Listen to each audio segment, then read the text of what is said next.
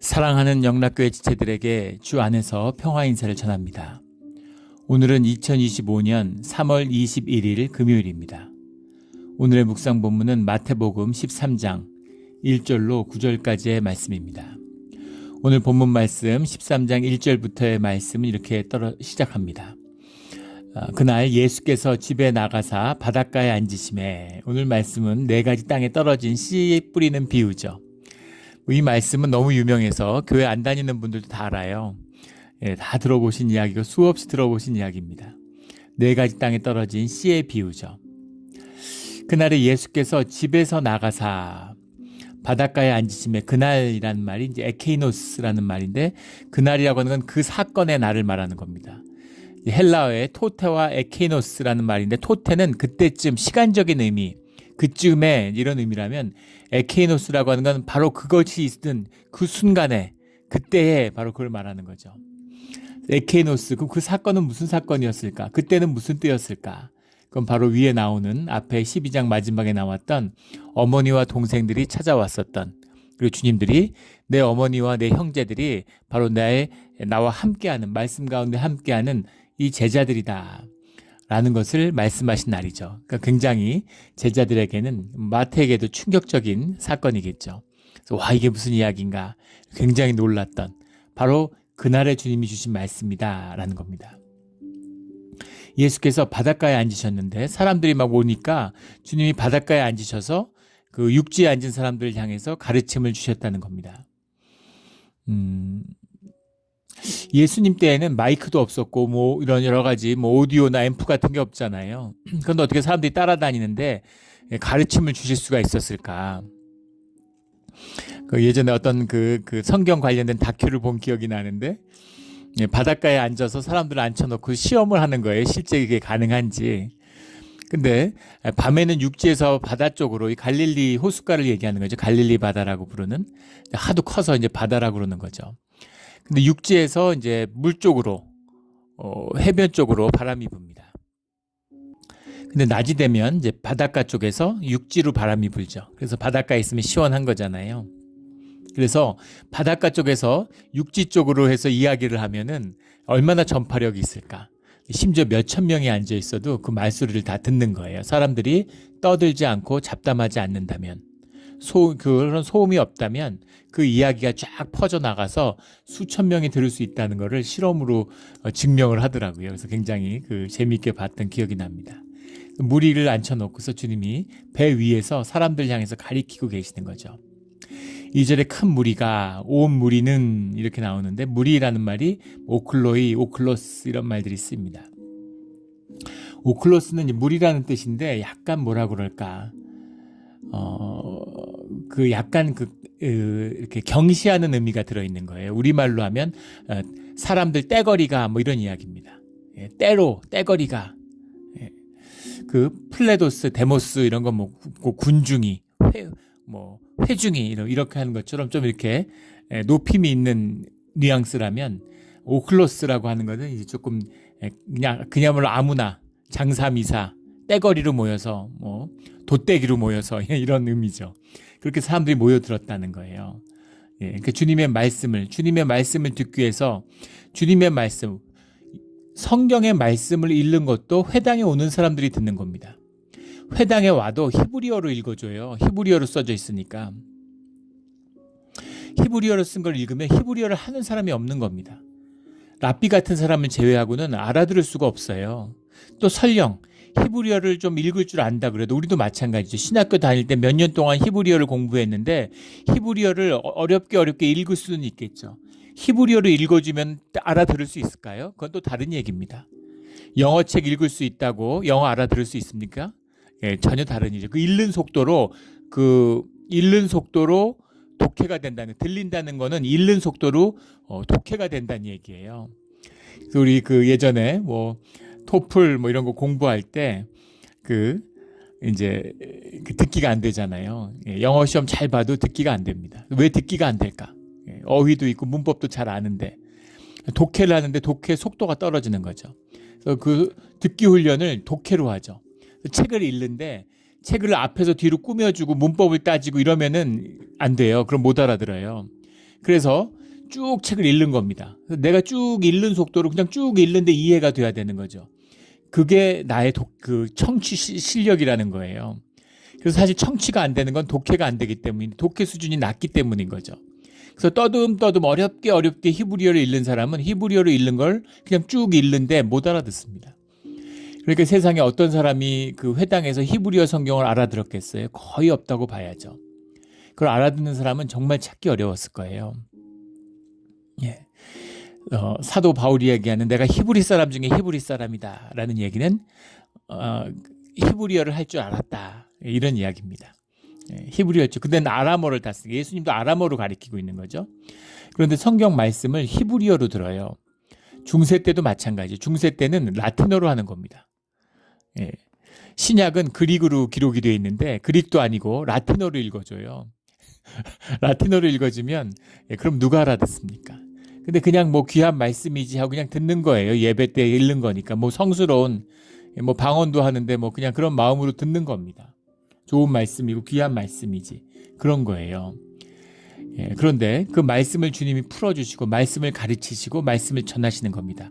말씀의 주인이 주님의 임재 가운데서 주님의 말씀을 풀어주시는 거예요. 그 진정한 말씀이죠. 정말 이런 생각을 하면 예수님이 직접 말씀을 들을 때 그 앞에서 말씀을 들으면 어땠을까? 정말 주님 따라다닐 수밖에 없을 것 같죠. 그 말씀이 얼마나 귀했을까? 그 말씀에 대한 기록들이 남아서 이걸 읽어도 이렇게 은혜가 되는데 그 말씀을 직접 배운 제자들은 어땠을까? 그런 생각이 듭니다. 그런데 그 말씀을 3년 동안 듣고 공생애를 함께해도 그 가운데서 예수를 파는 바울이 나오고 예수님을 부인한 베드로가 나오고 벌거벗고 도망친 또 제자들이 나오고 그렇게 되는 것이죠.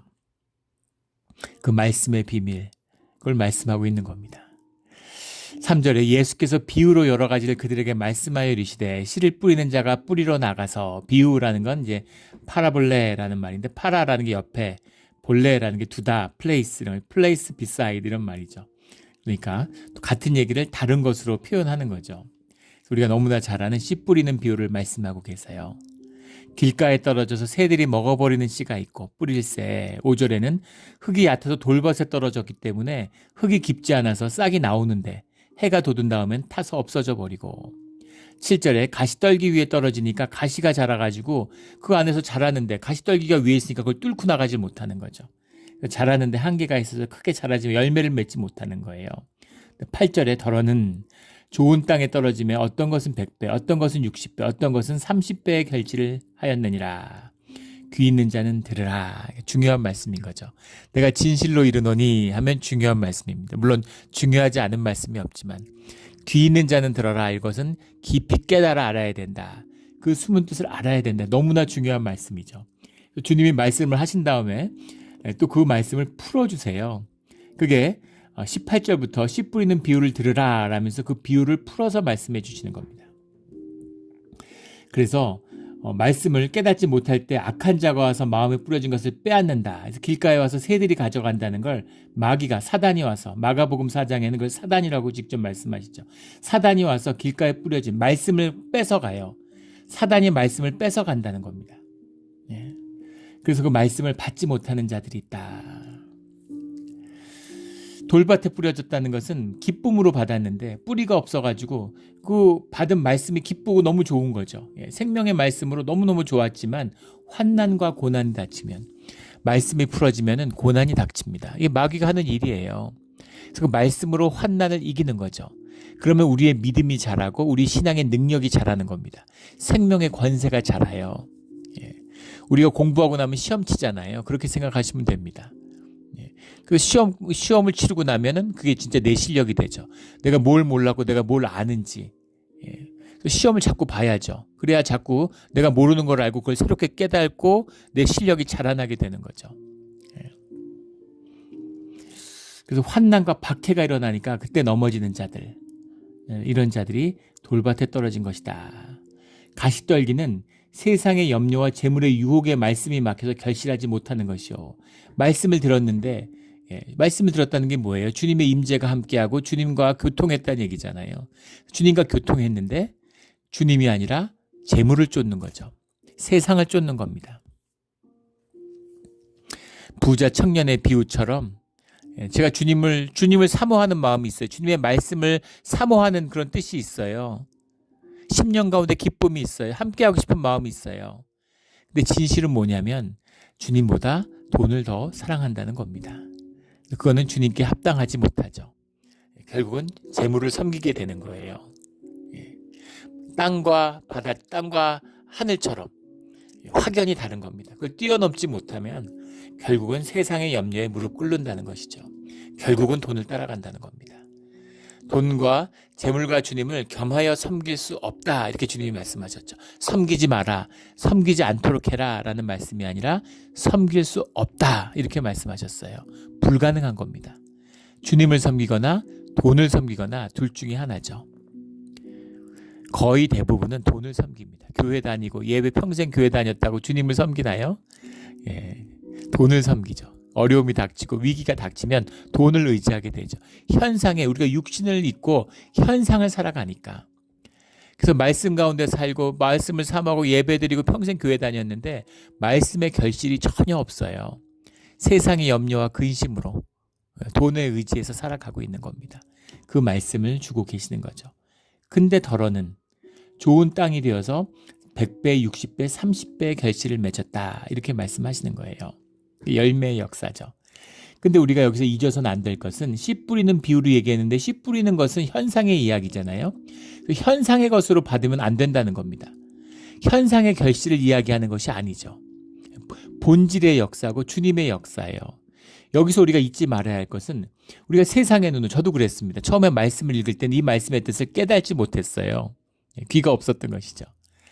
그래서 나는 길가일까 돌밭일까 가시떨기일까 좋은 땅일까, 나는 내 마음은 어떤 밭일까, 이렇게 받아들이는 거죠. 그 말씀이 아니죠. 지금 오클로스 무리들을 모아서 죄인들을 모아놓고 얘기하시는 건데 그들이 좋은 땅이겠어요? 길가겠어요? 돌밭이겠어요? 가시떨기겠어요? 대부분은 길가고 대부분은 돌밭이겠죠. 가시떨기도 아마 드물 겁니다. 그런데 주님이 전하시는 말씀의 참된 뜻이 무엇인가 하는 거죠. 자, 씨 뿌리는 자가 주님이신데 주님의 관점에서 한번 바라보세요.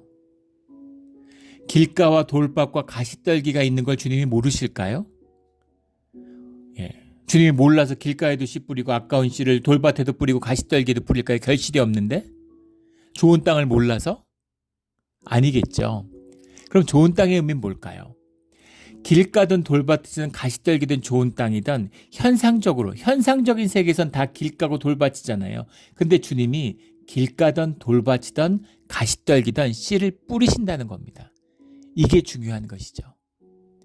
주님이 가리지 않아요. 길가에도 돌밭에도 가시떨기에도 가버나움에도 고라신에도 갈릴리에도 어디든 씨를 뿌리시는 겁니다. 이 주님의 은혜고 주님의 초청이죠. 아낌없이 씨를 뿌려주시는 거예요. 이게 주님의 사랑이고 주님의 자비고 주님의 긍휼입니다. 이걸 먼저 받아야죠. 내가 돌밭인데 씨를 뿌려주셨네. 내가 길가인데 씨를 뿌려주셨네. 그 은혜를 먼저 만나는 것입니다. 두 번째는 길가와 돌밭과 가시떨기가 좋은 땅이 나누어져 있는 게 아니에요. 자, 좋은 땅이 있어서 씨를 뿌리면 좋은 결실을 맺었을까요? 천만의 말씀이죠. 땅이 좋다고 씨 뿌리면 결실이 맺어지나요? 농사 접은 분, 우리 벼농사를 지어도 벼씨 뿌리면은 땅 좋아가지고 벼씨 뿌리면 벼가 잘 자라나요?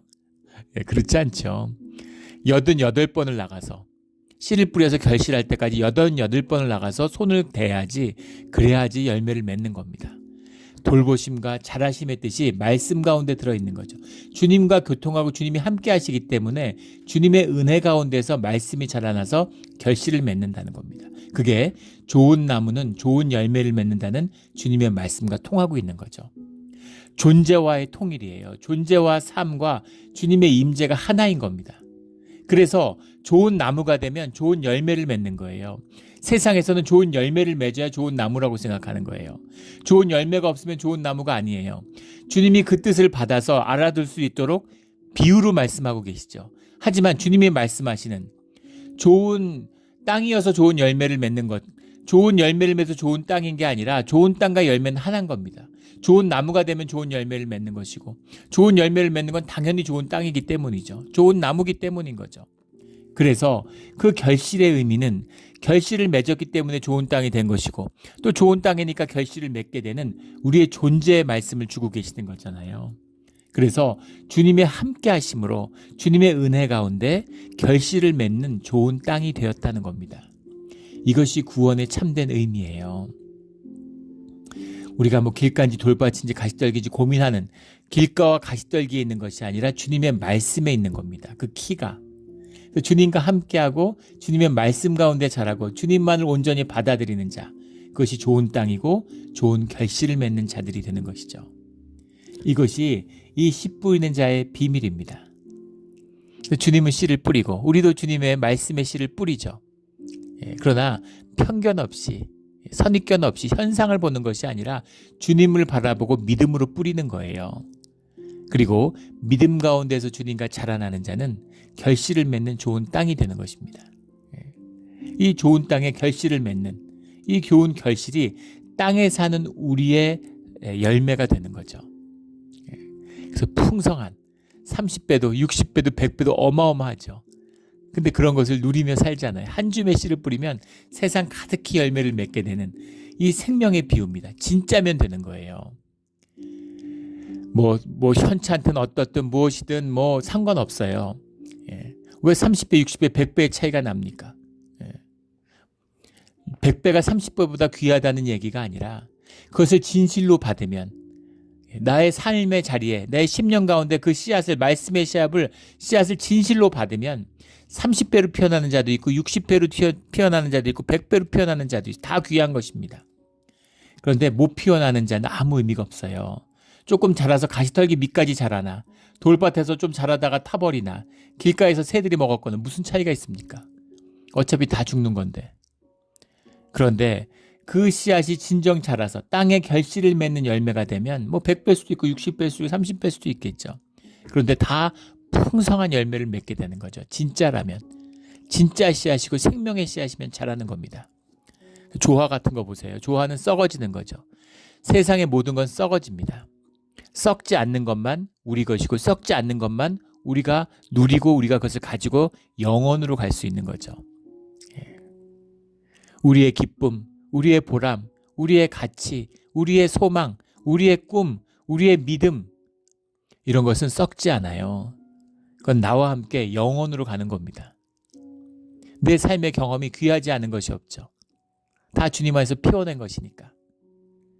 내 집, 내 돈, 내 학력, 내 옷, 내 구두, 그 운동화 같은 거 뭐 좋아해가지고 그 운동화가 뭐 몇만 불 하는 운동화가 있대요. 예. 그때 무슨 그 NBA 스타 출신 농구 선수죠. 뭐 해설을 하면서 이렇게 농구 경기 중계를 하는데 그 자기 아들이 어린이 초등학교 다니는 애인데 자기 아들이 자기한테 $9,000짜리 운동화를 사달라고 농구화를 사달라고 그래서 네가 나중에 네 돈으로 사라고 그렇게 얘기했다는 거예요. 그러니까 애가 아빠 부자지 않냐고 그러더래요. 그래서 우리는 부자인데 왜 그걸 못 사느냐, 우리 부자가 아니냐, 이래서 우리가 부자가 아니라 내가 부자다 이렇게 얘기를 했다는 거예요. 예, 애가 돈 개념이 없는 거죠. 초등학생인데 9,000불짜리 신발 사 친구들한테 으스대고 싶어. 난 이런 신발 신었다.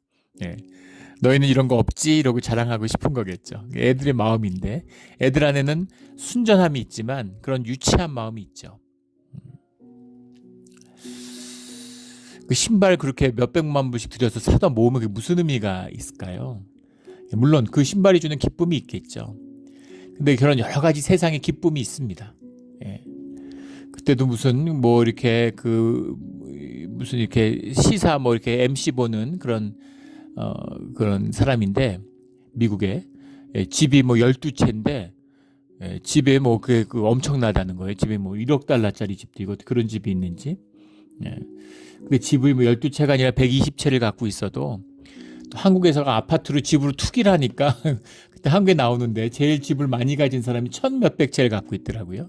500채 가진 사람도 있고 1,000채 가진 사람도 있고 집을 1,000채를 갖고 있는 겁니다. 집이 한 채도 없는데. 예. 대한민국 사람의 절반은, 미국 사람의 절반은 집이 한 채도 없는데 1000채를 갖고 있는 사람이 있어요. 12채는 뭐 아무것도 아니죠. 그래 봐야 그 집 가져갈 수 있나요? 다 썩는 겁니다. 다 놓고 가는 거예요. 집 1000채 놓고서 한 채에 살지 집 10채에 사나요? 결국 한 채에 살 건데 집 한 채 있으면 되지 왜 1000채를 있을까? 싸울수록 좋고 싸울수록 기쁘고 그게 자랑이 되고, 너는 집 12채 있니? 나는 100채 있는데, 이런 거겠죠. 또 거기서 뭐 새도 나서 돈도 벌고 뭐 그러겠죠.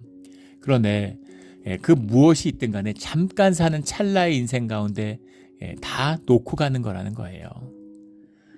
집이 필요 없다는 얘기가 아닙니다. 집이 주는 기쁨을 누리지 말라는 게 아니에요. 그런데 집을 사 모으는 게 인생의 목표가 돼서는 안 된다는 거죠. 그게 인생의 가장 중요한 일이 되어서는 안 돼요. 그러면 아무 가치도 의미도 없어지는 겁니다. 참된 기쁨을 못 누려요. 그 1000채를 어려운 사람들한테, 자기 뭐 가족들, 주변의 이웃들, 힘든 사람들, 이런 사람들한테 한 900채 나눠줬다고 생각해 보십시오. 그럼 얼마나 기쁨이 있고 보람이 있고, 얼마나 두고두고 주님이 기뻐하시는 그 기쁨 가운데 기뻐하지 않겠습니까? 그걸 말씀드리는 거죠. 그래서 그게 진짜면 피어나고 열매 맺고 우리 삶을 통해서 자란다는 거예요. 이게 말씀의 비밀입니다. 그래서 말씀의 비밀이 믿음의 비밀. 주님은 말씀을 주시지만 말씀을 받는 건 믿음이잖아요. 믿음이 뭐냐?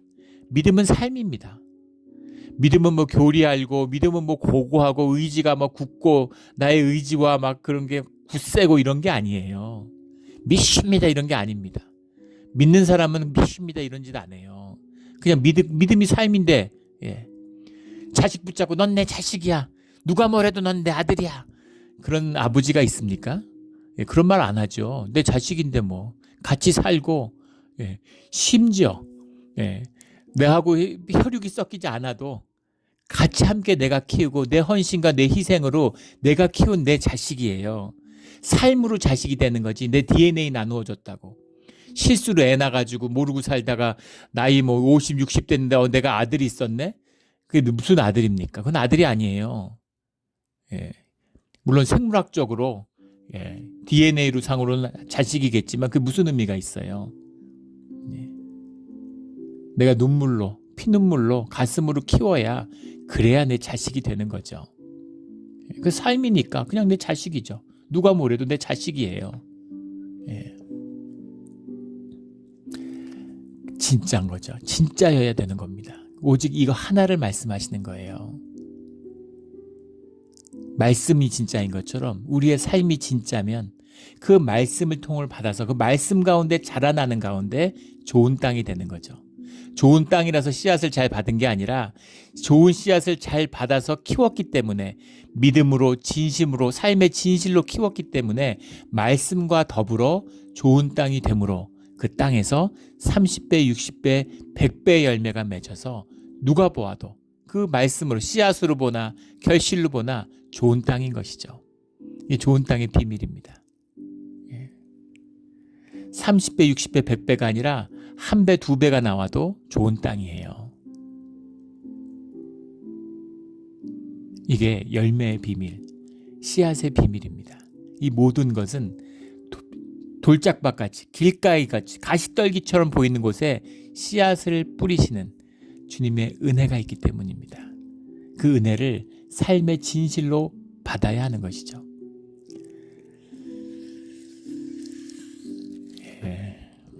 삶의 진실로 사는 사람들은 이 말씀의 뜻을 만나요. 근데 진실이 없는 사람들, 종교로 사는 사람들은 죽었다 깨나도 이 말씀의 뜻을 모릅니다.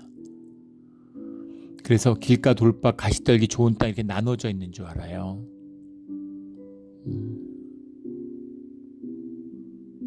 자기가 길가인데 좋은 땅인 줄 압니다. 무슨 성경 공부하고 교리 학습하고 종교인대라는 얘기가 아니죠. 삶을 피워내는 삶의 열매를 이루는 축복의 말씀을 주고 계시는 겁니다.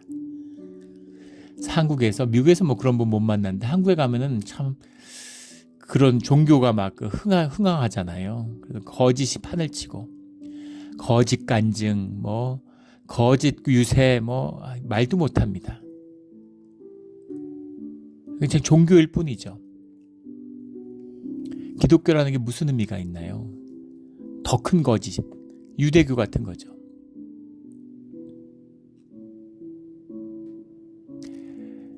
자기의 구원을 받았는지도 분명치 않을 것 같은데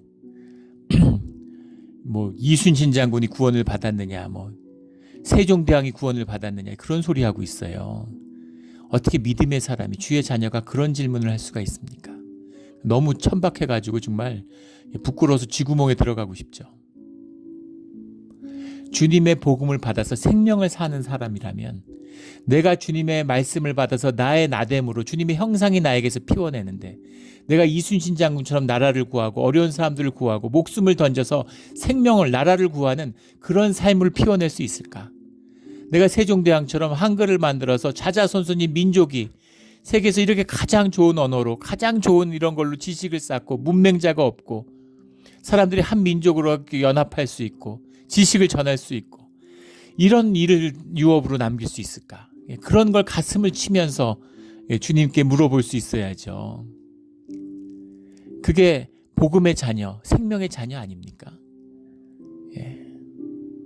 삶으로는 살지 않으면서 남들 정죄하고 비난하고 온갖 것 다 판단하고 가는 곳마다 불화일으키고, 그러면서 지금 죽으면 천국문에 들어간다고, 지옥을 사는데 지금 죽으면 천국문에 들어가나요?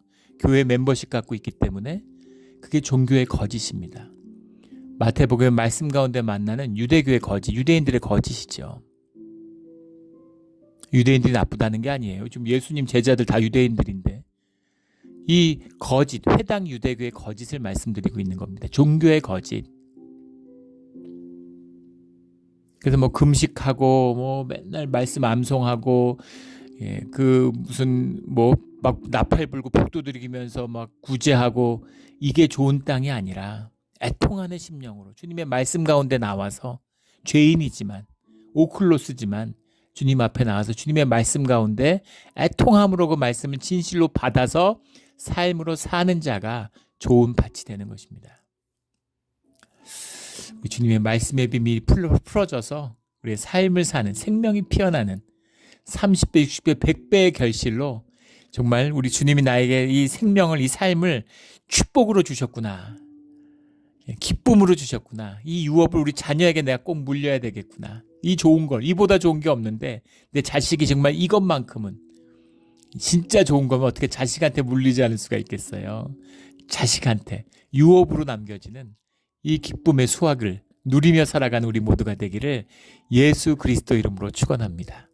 아멘. 기도드리겠습니다. 하나님 아버지, 감사합니다. 주님, 정말 보잘것없는 우리에게 말씀의 씨앗을 뿌려주신 것에 감사드립니다.